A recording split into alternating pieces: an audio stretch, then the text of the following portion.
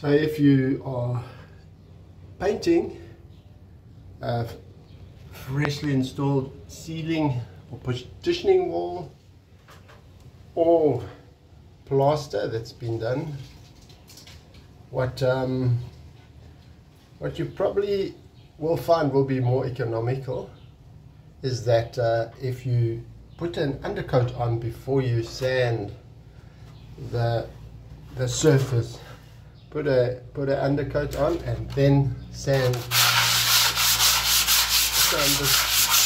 surface, you'll find that there will be less material loss and it will be a lot smoother as well. And then you just touch up the little bits that come off when you're sanding, touch them up with undercoat, and then you can start with your main coat.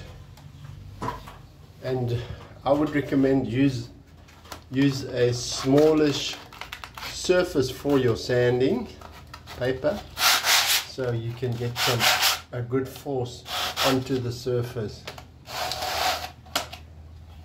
Thanks for watching. Do share and like. Thank you.